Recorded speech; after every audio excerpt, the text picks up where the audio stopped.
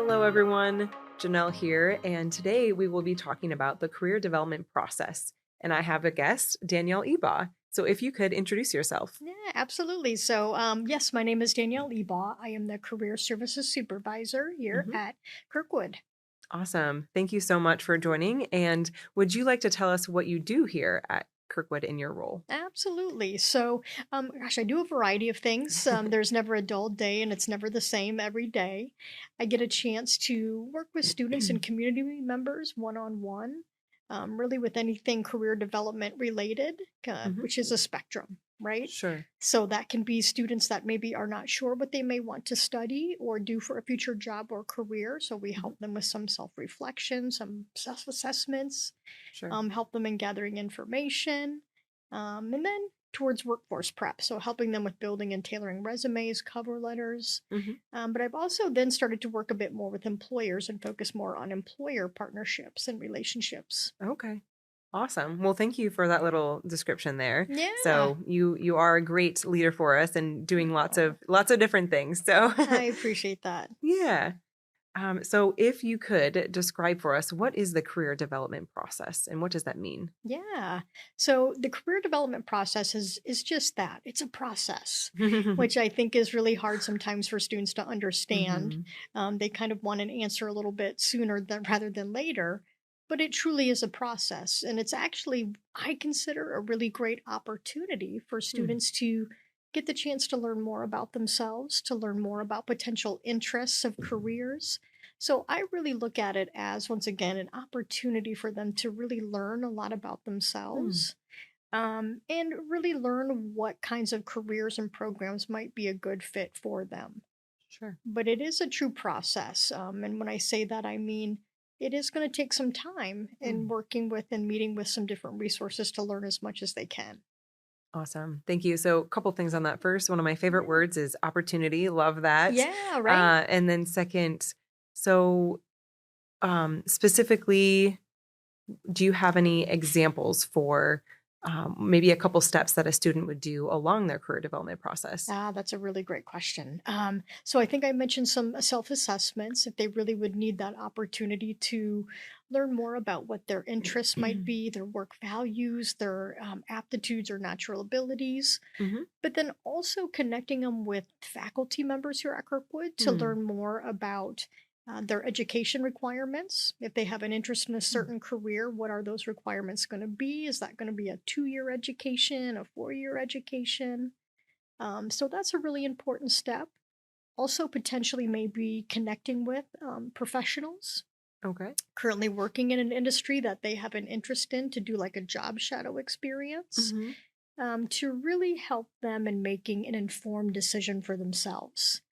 So that really is how we aid students in that career development process. We Sure. are never going to make that decision for them, but we're going to Hmm. connect them with a lot of these great types of resources so that at the end of it all, they can make that really well informed decision for themselves. Awesome. Love that. I love the phrase of just well informed decision making. Yeah. So, I think that's a big piece when we're meeting with students. But Yeah. when you think about your own career development process, thinking back to when you were a student or after high school and college, do you remember a time that you did a job shadow or had a career conversation, or what's a piece in your own career development? Yeah, so I did do an internship my last semester at with event planning. Okay. But if I can be honest, a lot of what I do in my job now in helping students is from things that I wish I would have done Mm. back when I was a student.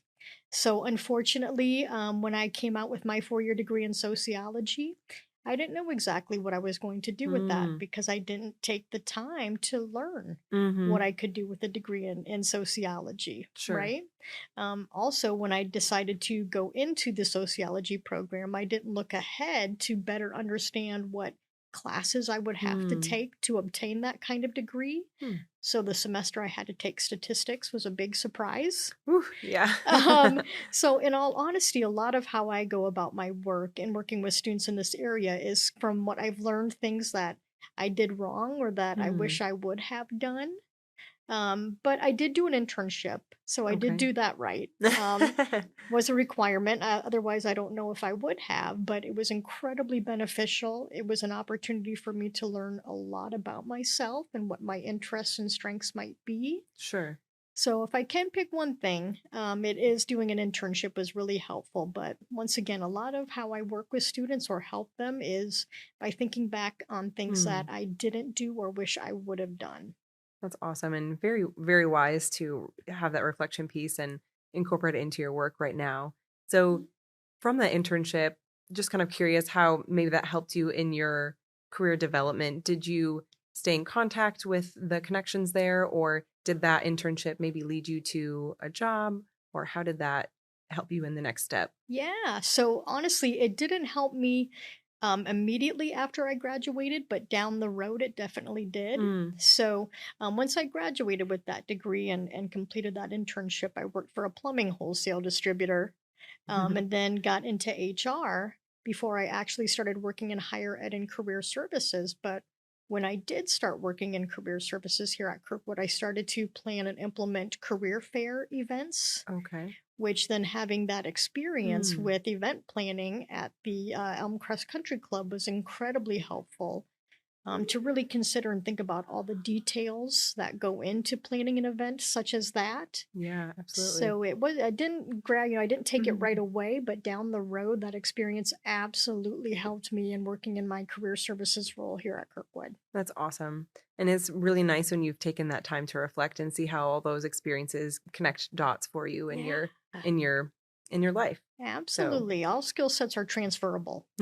Right? They really absolutely. are. So even if you obtain those skill sets in doing something different down the road, you take those with you. Mhm. For sure. For sure. So, when a student is here for 2 years, what is something or how would career development process look different for them from maybe year Mm, 1 to year 2? yeah. So it's going to be a little bit different here too. Just considering if they're at a 4-year school where they have 4 years, Mhm. here only having 2 years, they don't have as much time.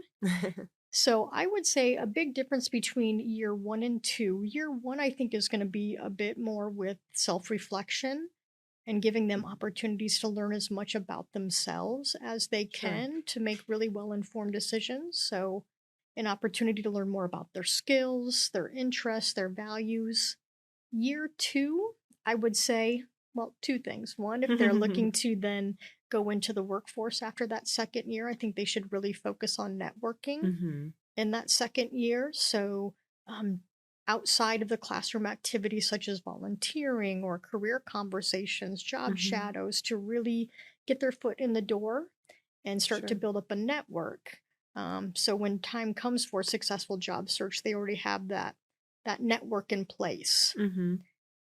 And then Awesome. students that maybe are going to transfer after that 2 years, but still are not sure what they might want to transfer into, we might have to work with some more self reflection, Mhm. connecting them to do also job shadow experiences or internships to get ideas for what they may enjoy doing.